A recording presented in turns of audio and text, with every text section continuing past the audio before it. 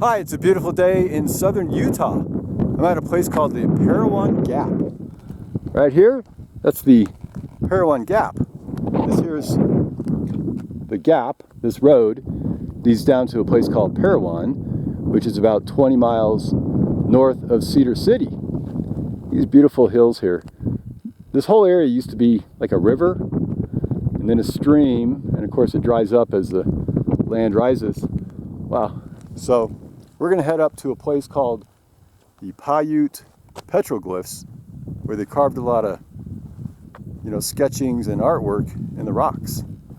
Right around the corner here from this little gap here, Parowan Gap. All right, so here we are at the entry point of the Parowan Petroglyphs. Right here, this way here is Parowan. Up here is the Parowan Gap. And this is all BLM property, so we're going to spend the night here because it's free. They even have a vault toilet over there. Take a look at that. A little interpretive trail heads out here, tells you all about the petroglyphs. Now this rock here, it's a combination of, down here we have mud, silt, sand, and lava rock. So we get conglomerate, all types of rocks here. So the first people who lived here was like 12,000 years ago. There's some artifacts, but not a lot of evidence of them. And then about 500 AD or 2,000 years ago, the Paiutes, or the ancestors of the Paiutes, they showed up here. They lived in villages and did agricultural. Instead of hunter, they were more like gatherers and farmers. All right, so one thing that's really amazing about this place, this here is called the Parowan Gap, and during the summer solstice the sun sets exactly right down the center of the gap. That's around June 22nd, I believe, the summer solstice. And that way these Paiutes, they kind of knew when summer was starting to start their crops. This rock up here, look at a better angle, it's called the guardian. It's called the guardian of the gap. It's called the guardian of the Parowan Gap here. Here's our little Indian chief right there on this rock. See, he's got his nose pointing there to the left, the headdress sticking out of his shoulders, pointed up in the air there. This is amazing. All right, so right up here, take a look at this rock right there. Holy smokes, that's a great petroglyph. So the way you make that is you get a tool, like a rock or another instrument, and you carve out the varnish, called the desert varnish, or the patina off the rock, and you scar it. And that will last like over 2,000 years. So that little thing right there is probably, I don't know, it could be 1,500 years old or 1,000 years old. So here's the story of this petroglyph. Way down here, at the bottom of that bulb there, that's his head. All right? And then there's this bulb that's filled with water.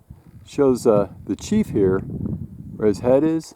Well, unfortunately he drowned. Here, let's check out that. Beautiful, beautiful artwork. Looks like a river or a snake. And then maybe a headdress. Now a lot of times you see this spiral kind of going around like a little maze. And that seems to mean migration. So it's a point when they're moving around. Are they going to go somewhere and then come back because the winter might be too bad up here? Maybe it gets too cold or snows sometimes. Out here in our little gap. Wow, look at this. Unbelievable. It's gorgeous up here. Wow.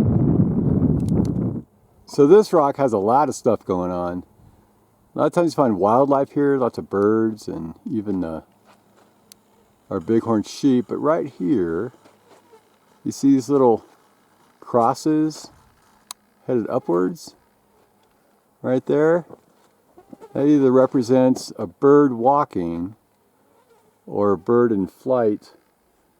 And most likely is probably a golden eagle. If we're lucky, it might be a bald eagle. Nice little shapes you have on this rock. Hard to tell what's what. Look at that. Fantastic. A lot of flies here too. So check out this one here. Leo Roscoe. 1947. 45 antelope. 103 antelope 48. So maybe he's like a football player. How about that? Leo Roscoe, 1947. So we have a little marker across the street right here. Let's see what it says. Oh, the settlement of Parowan Valley. Right by this guy here, Harley Pratt.